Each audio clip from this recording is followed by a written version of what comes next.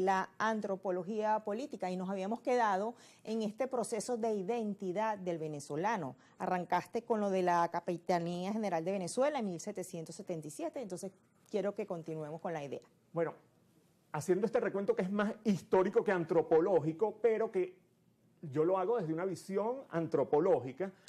Es que esa es la idea. Hay que pensar un poquito en cómo era esa Venezuela antes de Gómez. Esa Venezuela antes realmente de la llegada de los andinos al poder en 1899. Si usted vivía en San Cristóbal, para venir a Caracas tenía que bajar a San Antonio, cruzar a Cúcuta, en Cúcuta agarrar el río, es decir, pasar su pasaporte. El río está encontrado, entraba el río en Colombia, de ahí salía el lago de Maracaibo, llegaba a Maracaibo, salía en aduana por Maracaibo porque debía ir a Curazao y de Curazao llegaba o a Puerto Cabello o a La Guaira y de ahí cruzaba a Caracas. Algo parecido, imagínate, pasaba para alguien que vivía en Puerto Nutrias, no tan lejos, o en Barinas. Tenía que bajar por el río Apure, llegaba al río Orinoco, del Orinoco llegaba a Ciudad Bolívar, en Ciudad Bolívar también agarraba, llegaba a Trinidad y venían para acá. Entonces era un país totalmente desconectado, que no es solamente una desconexión geográfica, es una desconexión también cultural. Y eso también da cuenta del mosaico que somos. Pero ocurre algo interesantísimo a mediados del siglo XX, que es el boom petrolero. El boom petrolero trae una dinámica nueva, una dinámica de industrialización del país, una dinámica que no se puede dar en otros países de Latinoamérica de la manera en que se da acá, sobre todo en el periodo de la posguerra, después de la Segunda Guerra Mundial. ¿Eso qué implicó? Una migración masiva de gente del campo a la ciudad, pero junto con esa migración masiva de gente del campo a la ciudad, una inmigración europea fundamentalmente hacia las grandes ciudades. Entonces, fue un reencuentro de muchas formas de pensar, ¿sí? Muchas formas de pensar para crear una nueva identidad. Y aquí es el surgimiento de nuestro proceso político democrático. Y hablamos desde el 45 y el golpe a Medina, con el periodo perejimenista y después los 40 la llamada años Cuarta República y ahora esta. Venimos de ahí sin hablar de toda después la migración colombiana. Lo interesante aquí es que nuestra Constitución, a partir de 1999, define que Venezuela es multiétnica y pluricultural. Eso es un reto porque nos reconocemos en nuestra diversidad políticamente. Sin embargo, también decimos, somos Venezuela y somos uno solo. ¿Cómo construir una identidad fuerte que nos permita darnos cuenta de que somos un cuerpo unido? Todos estamos en el mismo barco, Venezuela.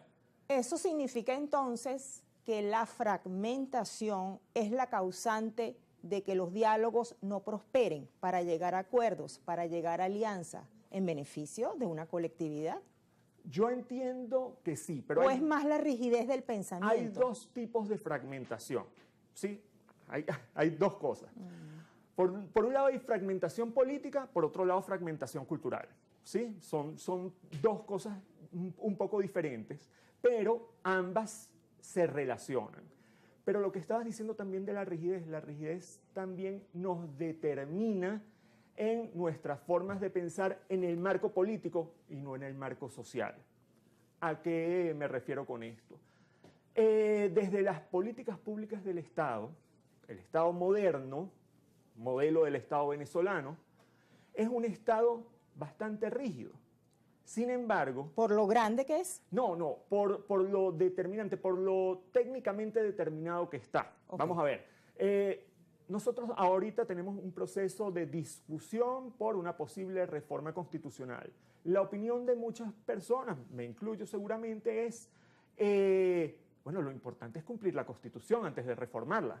Pudiera ser eso importante, porque muchas veces vemos que tenemos un marco jurídico rígido y a veces vemos que no logramos una eficiencia, por ejemplo, en derechos que están consagrados y el efectivo ejercicio de estos derechos, ¿sí?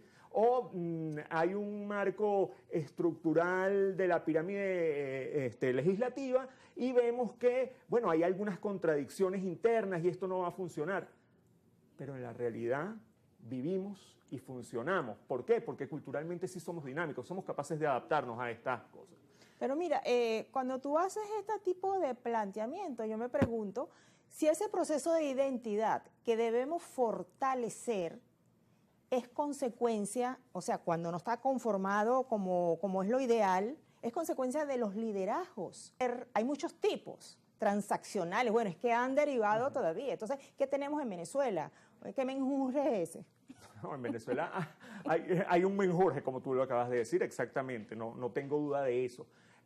Sin embargo, yo me enfocaría en este caso en ver liderazgos a diferentes niveles. Hay liderazgos nacionales y los liderazgos nacionales tienen una responsabilidad, pero también hay liderazgos locales o comunitarios. Que son orgánicos. Son totalmente orgánicos y ellos no tienen duda con sus problemas de identidad. Cuando hay liderazgos comunitarios, todo el mundo sabe quién es el líder comunitario. Ahí no hay una duda con respecto al líder. Además que los liderazgos se construyen, los liderazgos no se determinan. Uno puede determinar la autoridad. Es decir, a usted le pueden dar un rango o un cargo para que detente autoridad. Pero eso no quiere decir que usted vaya a ser líder. ¿Sí? Claro, pero hay líderes naturales. Por supuesto, y hay líderes que construyen sus liderazgos, ¿sí? El liderazgo es una actividad más que una condición propia de la gente, es una actividad que se construye. Y a nivel local se construyen muchísimos liderazgos. Todo este proceso, por ejemplo, de elección de jueces de paz, que fue quizás muy politizado mediáticamente, ojo, es el reconocimiento de liderazgos locales, y esto no hay que caerse en engaño. En las comunidades saben cuando hay líderes, y los líderes que están dispuestos a asumir estos papeles, la comunidad se reconoce, porque finalmente quienes ejercen la función, o han ejercido naturalmente la función de mediadores locales o comunitarios, la ejercían sin ser jueces de paz. Claro, pareciera que no hay como una conciencia plena de los liderazgos que son locales, que son más cerrados. Ojo. Esto es por una mirada que tenemos presidencialista de los venezolanos. Eso, pero ahí es lo que te iba a decir. No hay conciencia en quién, quizás en los medios, o quizás en las redes sociales. Las redes, o quizás en los discursos políticos partidistas arriba, pero yo creo que las comunidades son totalmente conscientes de sus liderazgos a nivel local, a nivel comunitario. Si usted va para una calle, la escalera, ahí, mire, ¿quién aquí resuelve los problemas? Todos saben quién es el padrino de todos, quién es la señora que le da la bendición a todo el mundo y quién finalmente como que logra conciliar cuando hay problemas comunitarios. Eso significa Ojo, eso también... no ocurre en todas partes, pero en muchos sitios esto ocurre y es totalmente orgánico. Y se reconocen, sea de la tendencia política A, de la tendencia política B o de la tendencia política X. Es decir, los liderazgos políticos que hoy son mediáticos de los diferentes partidos que tenemos en este espacio venezolano, deben aprender de los liderazgos que están más abajo. Yo estoy convencido y deberían tener contacto directo con la gente más abajo. Yo creo que en muchos casos los liderazgos políticos que están en altas posiciones de pretensiones o de dirigencia no tienen mucho contacto con lo que ocurre en la calle. O sea, sí tuvieron una experiencia en algún momento, sí pueden tener información y los más quizá interesados tienen equipos haciendo estudios de opinión, estudios de análisis situacionales, pero esa realidad cotidiana que se vive en la calle, mucha gente está desconectada a nivel alto de dirigencia o de pretensiones de dirigencia, están desconectados. Yo creo que una visión antropológica no puede prescindir de saber qué es lo que está sintiendo la gente en la calle, pero de manera directa. Vamos a hacer nueva pausa, Juan Carlos, aquí en Kikosis y regresamos enseguida.